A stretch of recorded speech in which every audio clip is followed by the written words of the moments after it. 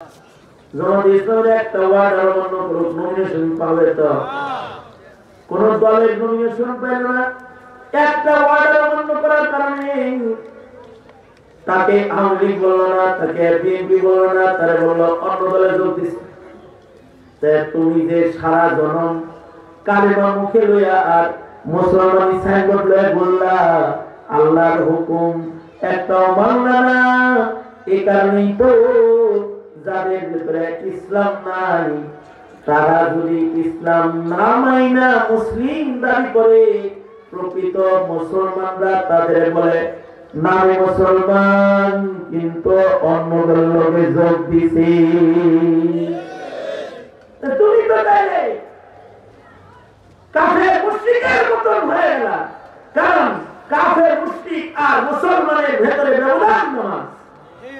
কি কথা বলেন না কেন?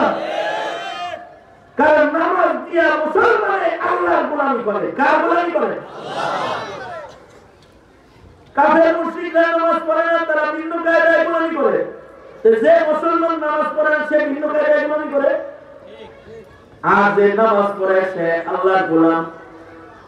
যে নামাজ ঠিকমতো পড়বে আল্লাহ তাআলা তাকে জান্নাতের চাবি দান করবে, কারণ আল্লাহর রাসূল অপর হাদিসে বলেছেন as-salatu miftahul জান্নাহ, জান্নাতের তালার চাবি নামটা কি? মার্কাটা কি? জোরে বলেন নামাজ। জান্নাতের মার্কাটা কি? চাবিটার নাম নামাজ। যার নামাজ নাই তার জান্নাতের চাবি। তাহলে এবার সিদ্ধান্ত নেওয়ার কথা, আপনি নামাজ শিখা যদি না করেন তাহলে আপনার নামাজ না। আপনি নামাজ শিখতে হবে। কই শিখবেন? ঠিকানা করে দিই। আগামী 31/1/2 বিশেষ জানে এখনই বাইরে যান চিল্লা, ওখানে যে দোয়া করেন, চিল্লা শেষ করে একটা দেখবেন সব ঠিক হয়ে গেছে। এই কথা বলেন না কেন? ঠিক হবে একটা চিল্লা লাগাইলে নামাজ ঠিক হয়ে যাবে না? দোয়া কালাম ঠিক হয়ে যাবে। একটা চিল্লা লাগাইলে তার ভেতরে নামাজ পড়ানোর সালাহ ইয়াতে চলে যাবে। যেখানে আলেম থাকবে না সে নিজে ইমামতি করতে পারবে। একটা চিল্লা লাগাইলে মুয়াজ্জিনি করার যোগ্যতা চলে আসবে। মুয়াজ্জিন সাহেব চলে গেলে বাইরে মুয়াজ্জিন হতে পারবে। আর যদি একটু করে না করে তাহলে আকামতিতে বললে দৌড় দিবে। হ্যাঁ, আমি ফরিদপুর যাইতেছি মাহফিলে, তা ফেরিঘাটের ছাদের উপরে উঠছে নামাজ পড়তে। আমি যখন ফেরিঘাটের ছাদের উপরে নামাজ পড়তে উঠছি তো ওখানে কিছু যুবক আমাদের তো চিন্তা হয়েছে, চিন্তাটাই স্বাভাবিক। যাওয়ার আগে কোন চিন্ত বুবু চিনে দিয়ে গেছে আমাকে, যেখানে ঢুকেছিল এরপরে আমরা আরো ভালো চিনি। যারা বিএনপি করে তারাও চিনে, যারা আওয়ামী লীগ করে হ্যাঁ আরো ভালো চিনে। হ্যাঁ জানে যে এই হুজুর গুলো তো আমাদের দম, এগুলাই আমাদের বিভক্তের কথা হয়। এটা চিন্তা করে তাদের কোন অনৈতিক কার্যকলাপ আলেমরা সমর্থন করেন। আওয়ামী লীগ আরো ভালো চিনে, বিএনপিরাও চিনে যে হ্যাঁ হ্যাঁ আমরা সবার মতো বলা বলে না হুজুর থাকলো এই হুজুর সেই হুজুর। 10 বছর পরে আমাকে বাইরেছে, আমি গেছি এক জায়গায় মাহফিল করতে, 10 বছর পরে এগুলো এই কয়েকদিন বলা আসছিল। বিএনপি যারা রাগ করার কিছু নাই, 10 বছর পরে বাইরেছি আমি পাইলে আমি তো আমি কেন কাটা দাগ, কবের দাগ, গুলির দাগ পাইলে আমার ছাত্র ওরা। আমি বললাম তাহলে তো ওগুলো জ্বালাইছে এই কারণে তো ওরা আপনাদের জ্বালাইতে চেষ্টা করছে। এখন কি নিয়োগ করছে? এখন আবার আপনি জ্বালাই নিয়োগ করছেন তো? হ্যাঁ কথাটা না। আমি বললাম ভালো হয়ে যান ভাই, আইসেন যেহেতু আমার কাছে একটা কথা কই, শরীরে রাজনীতির দাগ অনেক আছে, এবার কিছু অজুর দাগ সেজদার দাগ লাগায় কবরে যান, নবীর শাফাত তার আগে পাইবেন। এটা নওয়াজুল্লাহ কইলেন, বুঝলেন না বিষয়টা? যাই হোক মৌলভী বলেছে আমরা গিয়েছিলেন সাইডে বলে গেছিল আমরা আপনার ভক্ত মাশাআল্লাহ তোমরা কি নামাজ পড়তে আসছো যেহেতু আমার ভক্ত ওযু করে আসো জামাতে নামাজটা পড়ি সেদিন যেতে 40 মিনিট লাগবো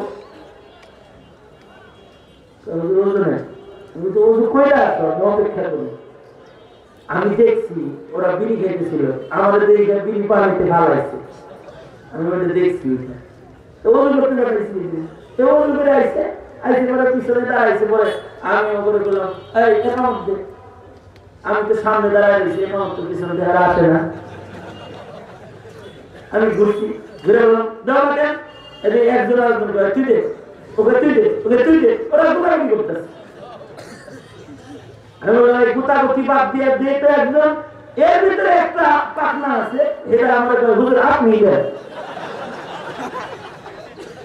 আমি বললাম আমি দিনুকে না সৌদি আরব তো ইমাম সাহেব দেন আমি তুই সৌদি ছিলি জি হুজুর বেরোতে এসেছে তো ভালো লাগে আমি কিছুদিন যেহেতু ছিলাম সৌদি আরব তো তোমার তো আরবির সাথে কিছু সম্পর্ক আছে তাই তুমি যাও হুজুর আমি বাংলাটা পারি আর আরবিটা পারি না আমি আরবিটা পারি বাংলাটা পারি না আরবি আরব দেশেরটা পারি বাংলাদেশেরটা পারি না কারণ হলো কি জানেন আরব দেশেরটা তো সিঙ্গেল সিঙ্গেল হাইয়া আলাস সালাহ হাইয়া আলাল ফালাহ কদ কামাতিস সালাহ কদ কামাতিস সালাহ আল্লাহু আকবার লা ইলাহা ইল্লাল্লাহ ওই মাযহাবের ইকামত এখন বাংলাদেশে তো ডবল ডবল করতে হয় প্রত্যেকটা দুইবার একবার করলে পারে দুইবার করলে টেস্ট লাগে তাহলে বললাম ঠিক আছে আজকে তোমার একবারের একাউন্টই পুরো তুমি একবারই দাও না কারণ দিয়ে না দিতে এই যে মুসলমানি আমাদের সন্তানদের চিন্তা করছি শুধু এক নামাজ ঠিক করলে তার কালিমা ঠিক তার কোরআন শরীফ পড়া ঠিক তার অনুসরণের মাসাইল বলেন ঠিক হয়ে যাবে তার ইসলাম তো অনেক দূর আগে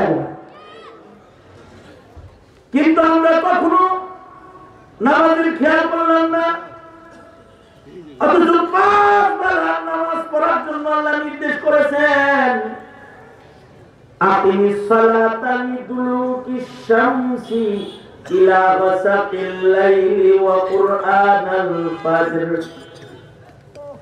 আকিমিস সালাতা লিদুলুকিশ শামসি ইলা গাসাকিল লাইল ইলা গাসাকিল লাইলি ওয়া কুরআনাল ফাজর ইন্না কুরআনাল ফাজরি কানা মাশহুদা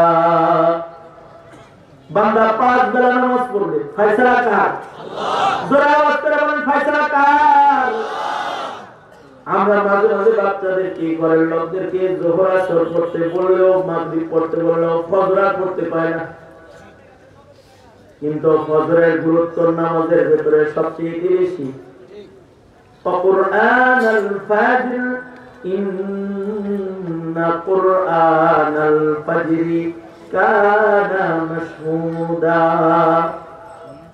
ফজরের সাথে আল্লাহর কোরআনের সম্পর্ক ফজরের নামাজ দেখবেন ইমাম সাহেব লম্বা করে কেরাত করে মুসল্লিরা লম্বা সময় আল্লাহর কোরআন শুনতে রয় ফজরের লম্বা তিলাওয়াত হয় ফজরের লম্বা তিলাওয়াতটা মানুষের নামাজের সাক্ষী হয় কারণ ফজরের সময় ফেরেশতাদের আনাগোনা বেশি হয় ফজরের নামাজ যারা পড়ে আল্লাহর ফেরেশতারা তাদের নামাজের সাক্ষী দেয় ফেরেশতারা তাদের নামাজের সাক্ষী হয় কারণ দিনের বেলায় তো সব মানুষ জাগনা থাকে ফজরের সময় সব মানুষ ঘুমিয়ে থাকে ফজরের নামাজ এর সাক্ষী হয় হলো মালাইকা ফেরেশতারা কারণ ফেরেশতারা তখন জমিনের যারা আসমানে আসে আসমানের যারা তারা জমিয়ে যায় জমিনের গুলা আসমানে যায় নামাজ পড়া দেখলে তারা আল্লাহর কাছে যায় কয় আল্লাহ কমু কমু কমু কমু নামাজ পড়তে বাকি সব ঘুমাইতেছে আল্লাহর কাছে তারা সাক্ষী দেয়। এই কারণে ফজরের সময় ঘুম আল্লাহ তাআলা পছন্দ করে না। ফজরের ওয়াক্ত হলো 24 ঘন্টার ভিতরে সবচেয়ে দামি ওয়াক্ত। রমজান মাস যেমন 12 মাসের শ্রেষ্ঠ মাস, লাইলাতুল কদর যেমন 365 দিনের শ্রেষ্ঠ রাত্রি, ইয়াউমুল আরাফা যেমন 365 দিনের শ্রেষ্ঠ দিন, হাজরুল আসওয়াদ যেমন পাথরের ভিতরে শ্রেষ্ঠ পাথর, কাবা ঘর যেমন ঘরের ভিতরে শ্রেষ্ঠ ঘর, কোরআন যেমন কিতাবের ভিতরে শ্রেষ্ঠ কিতাব, আমাদের নবীজি যেমন নবীদের ভিতরে শ্রেষ্ঠ নবী, বুখারী শরীফ যেমন হাদিসের কিতাবের ভিতরে শ্রেষ্ঠ হাদিসের কিতাব, 5 ওয়াক্ত নামাজের ভিতরে সবচেয়ে শ্রেষ্ঠ নামাজ হলো ফজরের নামাজ। কারণ 24 ঘন্টার ভিতরে সবচেয়ে শ্রেষ্ঠ ঘন্টা হলো ফজরের ঘন্টা। ফজরের সময়টা আল্লাহর কাছে 24 ঘন্টার ভিতরে সবচেয়ে দামি। ভালো করে শুনলে সুবহানাল্লাহ কইতে পারবেন, ভালো করে আগে না কই। ফজরের সময় আল্লাহ তাআলা লক্ষাধিক নবী সকলকে আল্লাহ তাআলা ফজরের নামাজের সময় নবুয়তি দান করেছে। ফজরের নামাজ হলো নবুয়ত পার নামাজ, মানে নবীরা ফজরের ওয়াক্তে নবুয়তি পেয়েছে। সামনে তার তো নবীর গুনাহ, তবে